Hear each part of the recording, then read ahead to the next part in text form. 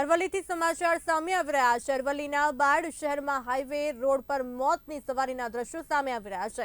બસની ઉપર બેસી મુસાફરો સવારી કરી રહ્યા છે, ત્યારે મોતની સવારી, મોતના સોદાગર કોણ?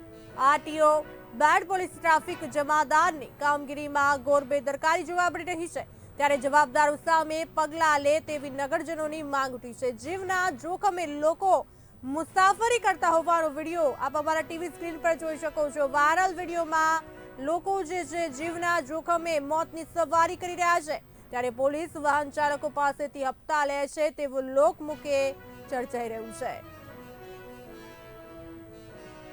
આ સાથે વધુ માહિતી આપવા માટે અમારા સંવાદદાતા સતીશ સોલંકી જોડાઈ ચૂક્યા છે।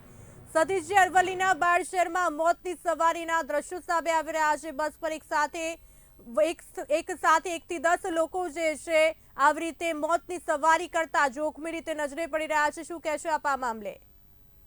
જી બહાર ચોક્કસથી જણાવી દઉં કે બાયડ શહેરના મુખ્ય માર્ગો પર જીવના જોખમે લોકો મુસાફરી કરી રહ્યા છે, ત્યારે અનેક વિડીયો સામે આવતા હોય છે। સોશિયલ મીડિયામાં વાયરલ વિડીયોમાં આપ જોઈ શકો છો કે જીવના જોખમે ગાડી ઉપર ખીસોખીસ બેઠેલા મુસાફરો જોવા મળી રહ્યા છે, અને ક્યાંક ને ક્યાંક બાયડ ટ્રાફિક જમાદાર અને આરટીઓ અધિકારીઓની ઘોર બેદરકારીના કારણે આવા વાહન ચાલકોને મોકળું મેદાન મળ્યું હોય તેવું દ્રશ્યમાં સ્પષ્ટપણે જોવા મળી રહ્યું છે। એક બાજુ પોલીસ દ્વારા કડક નાઇટ પેટ્રોલિંગ કરવામાં આવે છે, ચેકિંગ કરવામાં આવે છે, પરંતુ આવા બસ ચાલકો જે છે આવી રીતે ખુલ્લેઆમ બેફામ રીતે બસો હંકારતા હોય છે, અને આ વચ્ચે આવી રીતે લોકોને એક સાથે બેસાડીને જીવના જોખમે મોતની સવારી કરાવતા હોય છે, ત્યારે પોલીસના નજરે કેમ નથી પડતી આટલી મોટી બસ?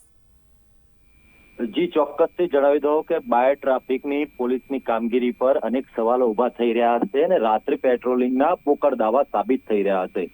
વાહન ચાલકો ખુલ્લેઆમ મોતની સવારીના દ્રશ્યો જોવા મળી રહ્યા છે। ટ્રાફિક જમાદારી કરતા હોય તો આવા મોતની સવારીના વિડીયો સામે ના આવે। જી બિલકુલથી સતીશજી, અમારી સાથે જોડાવા બદલ આપનો આભાર। ત્યારે હવે અરવલ્લીના બાળ શહેરમાં હાઈવે રોડ પર મોતની સવારીના દ્રશ્યો સામે આવી રહ્યા છે, જેમાં 10 કરતા વધુ શખ્સોને એક સાથે ઉપર બેસાડીને વાહન જે છે બસની ઉપર બેસાડવામાં આવ્યા છે, મુસાફરી કરાવવામાં આવી રહી છે। મોતની સવારીના દ્રશ્યો અરવલ્લીથી સામે આવી રહ્યા છે હાલ।